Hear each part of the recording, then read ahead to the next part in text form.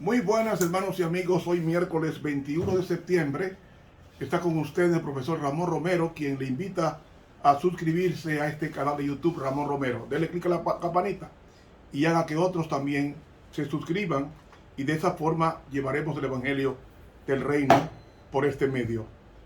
Lección número 13, Cristo en el crisol, para memorizar. Cerca de la hora nona, Jesús clamó a gran voz diciendo: Elí, Elí, lama sabactani. Esto es: Dios mío, ¿por qué me has desamparado? Mateo 27, 46. Muchas gracias, Señor, por el precio que pagaste en el Calvario, en el madero.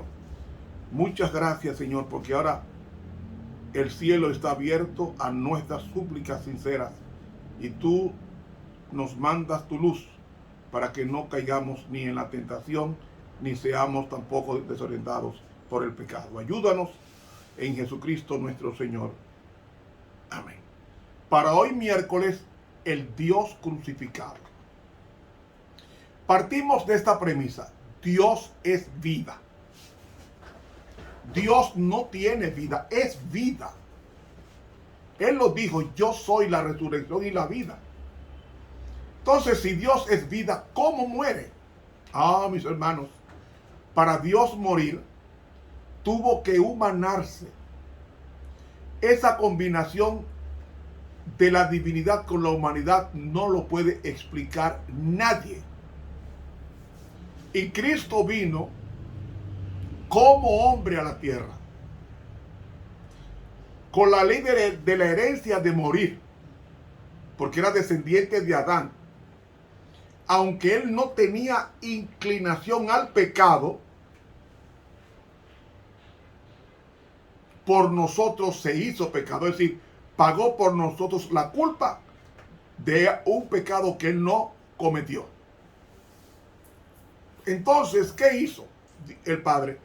Depositó sobre él ese jueves santo. En el Getsemaní depositó todos los pecados del mundo, todos, los pasados, presentes y futuros, todos están ahí en su cuerpo, y pagó para que nadie se quede fuera del cielo. Para que Dios pudiera morir, tuvo que humanarse y tener la ley de la herencia del pecado de Adán, en el sentido de morir, porque él sintió hambre, ley de la herencia de Adán; sintió sed, herencia de Adán; sintió cansancio, herencia de Adán; sintió hambre, herencia de Adán; sintió cansancio y también sujeto a la muerte como Adán. Entonces, eso que explicamos la semana pasada, de que Cristo se anonadó, o sea, se vació, no quiso permanecer siendo Dios nada más, sino que vino a la tierra como hombre sin perder la divinidad, y en una forma misteriosa Dios combinó las dos naturalezas, la divina con la humana, 100% humana, 100% divina, pero para poder pagar el pecado del hombre tenía que ser humano y morir como humano, pero morir como humano sin cometer ningún pecado. Era el varón perfecto, y como varón perfecto no cometió ningún pecado, y por eso, como ofrenda perfecta, Dios aceptó su muerte, porque nunca pecó. Nunca pecó. Con esto en mente, entonces, vayamos a leer el libro de Mateo, capítulo 27, comenzando en el versículo, Mateo 27, en el versículo 26, que reza así. Entonces le soltó a Barrabás, y habiendo azotado a Jesús, le entregó para ser crucificado. Entonces los soldados del presidente llevaron a Jesús al pretorio, y juntaron a él toda la cuadrilla, y desnudándole, le echaron encima un manto de grana, y pusieron sobre su cabeza una corona tejida de espinas, y una caña en su mano derecha, e hincando la rodilla delante de él, le burlaban diciendo: Salve, Rey de los judíos. Y escupiendo en él, tomaron la caña y le herían en la cabeza. Y después que le hubieron escarnecido, le desnudaron el manto y le vistieron de sus vestidos y le llevaron para crucificarle. Y saliendo, hallaron a un cireneo que se llamaba Simón. A éste cargaron para que llevase su cruz. Y como llegaron al lugar que se llama Gólgota, que es dicho el lugar de la calavera, le dieron a beber vinagre mezclado con hiel. Y gustando, no quiso beberlo. Y después que le hubieron crucificado, repartieron sus vestidos echando suertes, para que se cumpliese lo que fue dicho por el profeta. Se repartieron mis vestidos, y sobre mi ropa echaron suertes. Y sentados le guardaban allí. Y pusieron sobre su cabeza su causa escrita: Este es Jesús, el Rey de los judíos. Entonces crucificaron con él 2 ladrones, uno a la derecha y otro a la izquierda. 2 ladrones, y el del medio era el jefe de los ladrones, es decir, Jesús. Esa fue la forma burlona de Satanás a través de esos verdugos, todos endemoniados. Amigo, ¿saben cómo fue Jesús crucificado? ¿Te han explicado cómo era la crucifixión? La crucifixión era algo terrible, algo grande. Los fenicios y los cartagineses practicaban la crucifixión y más tarde los romanos la aplicaron como ejecución a los criminales y también a los esclavos y los provincianos. Era este tipo de penitencia. Y amigos, se azotaba a la víctima, a Jesús. Jesús tomó la cruz que le correspondía a Barrabás. La cruz que le correspondía a Barrabás se la dieron a Jesús, porque el pueblo prefirió un delincuente que lo soltaran en vez de Cristo el inocente. Y esa persona era crucificada. Primero le daban, por lo menos los romanos le dieron más de 130 azotes, porque los romanos no contaban los golpes que daban. Le cubrían el pecho para que no le rasgara el corazón, pero era azote con bolas de sangre, bolas de hierro que con puntas que alaba, y cada latigazo traía una tira del cuero. Y le dieron más de 100 azotes a Jesús. Y no solamente el dolor de la cruz, sino que también se le clavó ahí. Y esos clavos ahí eran dolores terribles. Y amigos, yo estuve mirando La Pasión del Cristo de Mel Gibson, y hay escenas del Calvario que yo no puedo ver. No puedo ver. Y eso es simplemente el sufrimiento físico y el sufrimiento espiritual, el sufrimiento del pecado de la raza humana. Eso fue algo devastador. Devastador. Jesús cayó 3 veces camino al monte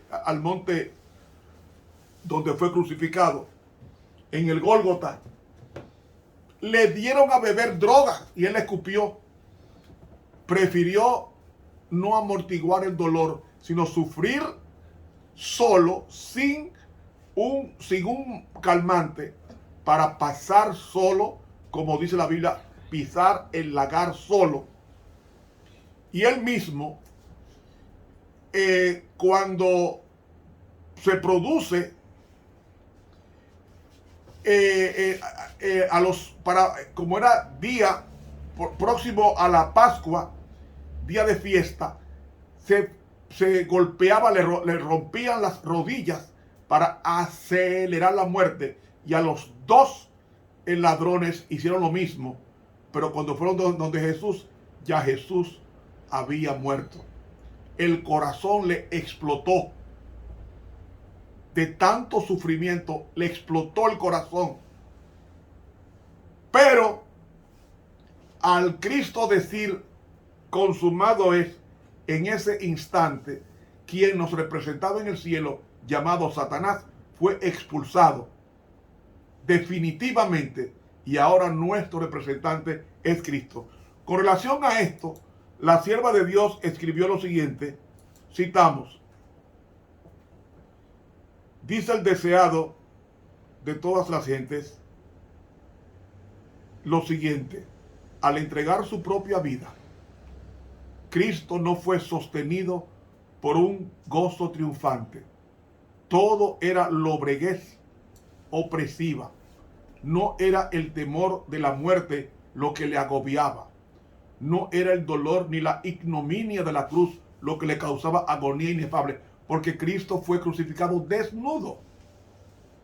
Cristo era el príncipe de los dolientes, pero su sufrimiento provenía del sentimiento de la malignidad del pecado, del conocimiento de que por la familiaridad con el mal, el hombre se había vuelto ciego a su enormidad. Cristo vio cuán terrible es el dominio del pecado sobre el corazón humano, porque es una droga. Es una droga, el pecado es una droga. Y el pecador no se siente pecador hasta que aparece Cristo, porque el pecado es una droga. Es la peor de todas. Te hace sentir bien si estando condenado a destrucción eterna. Y dice, Cristo vio cuán terrible es el dominio del pecado sobre el corazón humano y cuán pocos estarían dispuestos a desligarse de su poder. Sabía que sin la ayuda de Dios la humanidad tendría que perecer y vio a las multitudes perecer teniendo a su alcance ayuda abundante. El deseado, página 700 de la Pluma Inspirada. La gente no quiere ser salva, no quiere. Lo que la gente quiere es, en la comilla, gozar la vida. El ser humano no goza la vida. Las bebidas no hacen que la gente goce. Es simplemente una hilaridad, una risa hueca. Porque el gozo es Dios. Donde no está Dios no puede haber gozo. Puede haber simulación de gozo. Dice el libro Primeros Escritos, página 209, que cuando Jesús pendiente de la cruz exclamó, consumado es, el velo del templo se partió en dos de arriba a abajo. ¿Saben ustedes cuántas libras pesaba esa cortina que dividía el lugar santo del Santísimo? Que dice aquí que el templo, el velo se rasgó de arriba a abajo. Pesaba 2000 libras. O sea, si le caía encima a un hombre, la mataba. Sin embargo, una mano misteriosa rasgó esa cortina, porque Cristo ahora, con su muerte, daba acceso al pecador al lugar santísimo mediante la confesión y perdón. Para indicar que Dios ya no atendería a sacerdotes en el templo, ni aceptaría sus sacrificios y ritos, y también para demostrar que el muro de separación entre los judíos y gentiles se había derribado. Jesús se había ofrecido como sacrificio en favor de ambos grupos, y si se había de salvar, ambos debían de creer en Él como la única ofrenda por el pecado, el Salvador del mundo. Cuando el soldado atravesó con la lanza el costado de Jesús, mientras pendía de la cruz, salieron dos raudales distintos, uno de sangre, el otro de agua. La sangre era para lavar los pecados de aquellos que creyeron en su nombre, y el agua para representar aquella viva agua que se obtiene a través de Jesús, que da vida al creyente. Primeros Escritos, página 209. Y por último, en el libro Testimonio para la Iglesia, tomo el 9, página 83, dice ella, vi a Cristo en medio de un gran concurso de gente. Procuraba grabar sus enseñanzas en las mentes, pero era despreciado y rechazado. Los hombres se abrumaban de injurias e ignominia. Este espectáculo me produjo gran angustia. Luego vi la agonía de Cristo en el Getsemaní, cuando la copa misteriosa temblaba en la mano del Redentor. Rogó, Padre mío, si es posible, pase de mí esta copa, pero no como yo quiero, sino como tú. Mateo 26, 39. Mientras suplicaba a su Padre, grandes gotas de sangre rodaban por su cara y caían en el suelo. las potestades de las tinieblas se congregaban alrededor de él para desanimarlo. ¿Cuán pocos hay que se dan cuenta de que todo eso ha sido sobrellevado para ellos personalmente? ¿Cuán pocos razonan de esta manera? Esto fue hecho por mí, a fin de que yo pueda formar un carácter digno de la vida eterna. Mientras estas cosas me eran presentadas de una forma tan vívida, me decía a mí misma, nunca podré exponer este asunto tal como es, y solo os he dado una débil descripción de lo que se me permitió ver. Al pensar en la copa que tembló en la mano del Salvador, al comprender que hubiese podido negarle a beberla y dejar al mundo perecer en su pecado, hice la decisión de consagrar todas las energías de mi ser a ganar almas para él. Testimonio para la Iglesia, tomo 9, páginas 83 y 84 de la pluma inspirada. Hermanos, oiga esto. La muerte de Cristo en el cielo, hasta ahora ha habido dos silencios. Cuando el hombre pecó, dice el libro Patriarcas y Profetas, que los ángeles dejaron de cantar. Cuando Cristo estaba en el Getsemaní y en el Calvario, hubo un silencio en el cielo, porque todo el universo, la mirada estaba volcada sobre este planeta, específicamente en el punto del conflicto de los siglos, que era en el Getsemaní y el Calvario. Y los ángeles, dice el deseado de toda esa gente, miraban con avidez cada punto. Y dice que el Padre tomó nota de cada aspecto de la ignominia que le hicieron pasar a su hijo, los impenitentes. Y cuando Cristo, después del milenio, regrese, después del milenio, con su pueblo, dice que va a levantar a todos los perdidos y les va a presentar en pantalla panorámica toda la vida de oportunidades que Dios proveyó para que no se perdieran. Y algo más, Él va a pasar ese drama de la crucifixión de Cristo desde que fue entregado hasta que murió. Todo eso va a ser presentado en toda vida. En toda vida, Dios tiene guardado esas escenas finales de Jesús. Lo que sufrió, cómo Satanás usó a los verdugos y cómo Cristo, muriendo por el hombre, para que no se perdiera. Porque el hombre tendría que ocupar el lugar que dejó vacío Satanás y sus demonios en el cielo. Nosotros ocuparemos ese lugar. Por eso es, mis hermanos, que tenemos que ocuparnos de nuestra salvación con temor y temblor. Sacrificar lo que sea. Porque Cristo sacrificó todo el universo por morir por nosotros. Él dejó toda su gloria. Salga, vea un telescopio, vea el web, el nuevo, que está en YouTube. Usted lo puede ver, el telescopio web. ¿Cuántas galaxias hay que son para nosotros? Cuando Cristo venga, nos va a llevar a viajar a esos sitios, producto de su muerte en el Calvario. Amigo, valore su salvación. No se pierda dentro de la iglesia. Sálvese.